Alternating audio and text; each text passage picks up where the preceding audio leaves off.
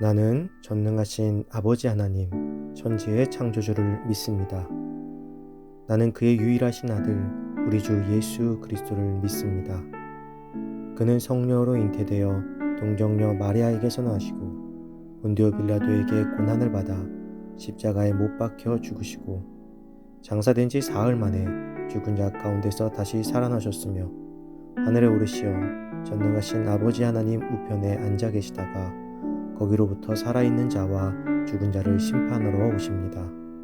나는 성령을 믿으며 거룩한 공교회와 성도의 교제와 죄를 용서받는 것과 몸의 부활과 영생을 믿습니다. 아멘.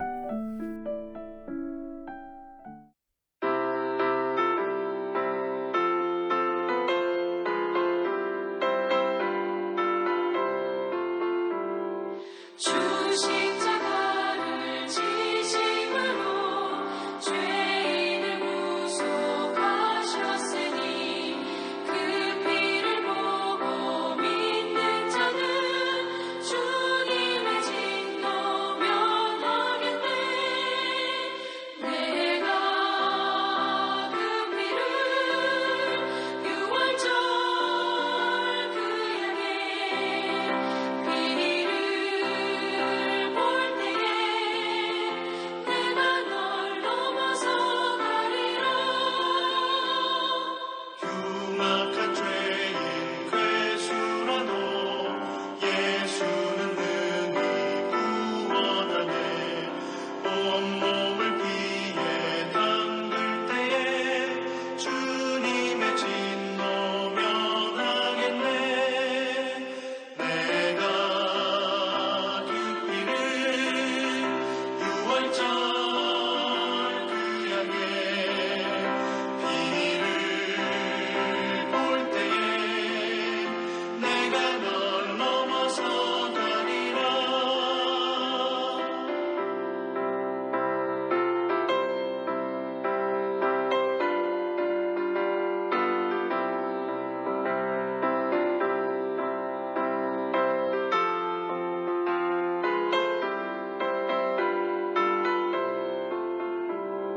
심판할 때에 모든 백성 행하는 대로 고음받네. 주님의 피로 죄 씻으면 주님의 진노 면하겠네.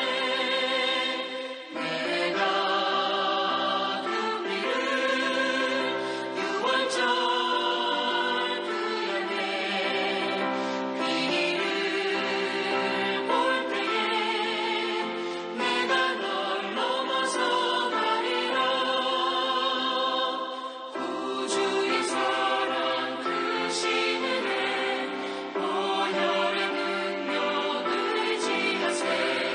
심판의 불이 내릴 때에 주님의 진노 면하겠네. 내가 그 피를 유월절 그 양에 피를 볼 때에 내가 널 넘어서 가리라.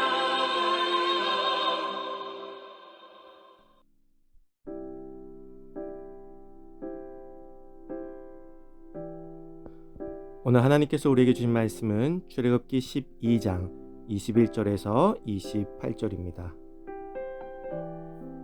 모세가 이스라엘 모든 장로를 불러서 그들에게 이르되 너희는 나가서 너희의 가족대로 어린 양을 택하여 유월절 양으로 잡고 우슬초 묶음을 가져다가 그릇에 담은 피에 적셔서 그 피를 문 임방과 좌우 설주에 뿌리고 아침까지 한 사람도 자기 문 밖에 나가지 말라.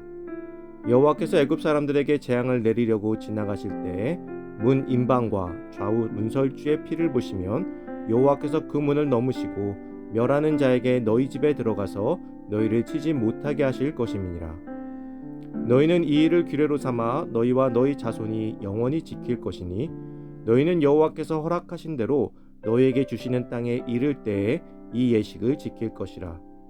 이후에 너희의 자녀가 묻기를 이 예식이 무슨 뜻이냐 하거든 너희는 이르기를 이는 여호와의 유월절 제사라.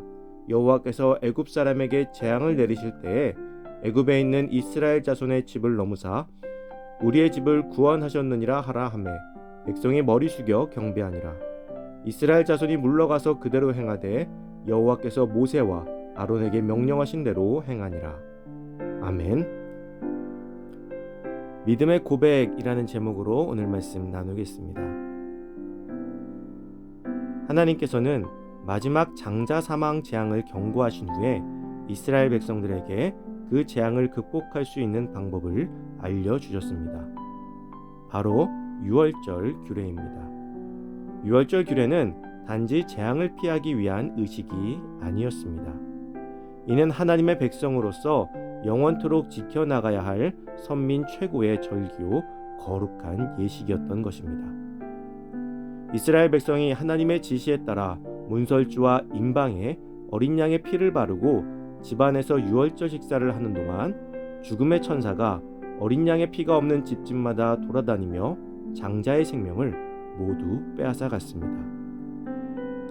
유월절은 하나님의 백성에게는 구원의 잔치였지만 그 대적들에게는 슬픈 멸망과 심판의 시간이었던 것이죠.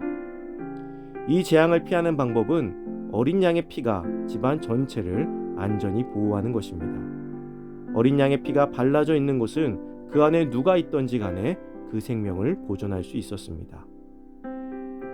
이제 이 어린 양의 피는 십자가의 어린 양, 즉 예수 그리스도의 피가 되어 영원히 죽을 수밖에 없던 죄인인 우리의 삶을 보호하는 피가 되었습니다. 이 구원은 우리의 공로로 인한 것이 아닙니다. 오직 예수 그리스도의 희생의 피가 그를 믿고 따르는 자들에게 주는 구원의 선물인 것이죠. 우리가 어떤 삶을 살아왔건 또 어떤 사람이건 우리는 유월절 어린 양의 피 아래에서처럼 예수 그리스도의 십자가의 피 아래에서 구원을 누릴 수 있습니다. 그러나 단순히 피를 발라놓고 집안에 있으면 안전했던 첫 유월절과 지금 우리에게 놓인 유월절은 조금 다를지도 모릅니다. 우리는 눈에 보이는 피를 바르지 않습니다. 우리는 예수 그리스도를 믿는 믿음으로 이것을 증명하죠. 그리고 예수 그리스도를 진정 믿는다는 것은 결국 우리의 삶으로밖에 증명할 수가 없습니다. 우리의 삶으로 내가 예수님을 믿는다는 것을 어떻게 증명할 수 있을까요? 주기도문이나 사도신경을 외우는 것일까요? 성경을 많이 읽고 또 많이 외우고 기도를 많이 하면 되는 것일까요? 그런데 성경을 읽다 보면 예수님은 우리에게 성경을 외우라고 하시지 않았습니다. 예수님은 우리에게 무엇을 하라고 강요하지 않으셨습니다. 단지 예수님은 자신의 삶을 통하여 그저 보여주셨습니다. 즉 믿는다는 고백은 자신의 삶을 통해 보여주신 예수님의 삶을 따르는 것입니다. 수천 년 전 애굽에서 문설주와 임방에 어린 양의 피를 바르는 것은 어찌 보면 참으로 쉬운 일은 아니었을 것입니다. 정말 믿음이 없이는 할 수 없는 일이었을 것입니다. 노예의 집에서 귀하디 귀한 어린 양을 잡아서 그 피를 문설주에 바르는 것은 정녕 내가 여호와 하나님을 따라 나서겠다는 단호한 믿음의 고백이 없이는 할 수 없는 일이었을 것입니다. 우리도 마찬가지죠. 예수 그리스도의 삶을 따르는 것은 결코 쉬운 일이 아닙니다. 뜬금없이 어린 양을 잡아 피를 바르는 것처럼 눈에 보이는 아무런 증자도 없는 상태에서 실천해야 하는 일입니다. 귀하디 귀한 어린 양을 잡아야 하는 손해처럼 보이는 일이기도 합니다. 그러나 그것을 믿음으로 행할 때 우리에게 참된 구원이 임하게 되는 것입니다. 사랑하는 성도 여러분, 11월이 되었습니다. 11월은 감사의 계절이라고 하죠. 코로나로 인해서 감사가 사라진 우리의 삶 속에서 하나님을 향한 감사를 되찾고 예수 그리스도의 삶을 믿음으로 따르는 귀하고 복된 11월이 되시기를 주님의 이름으로 축원합니다.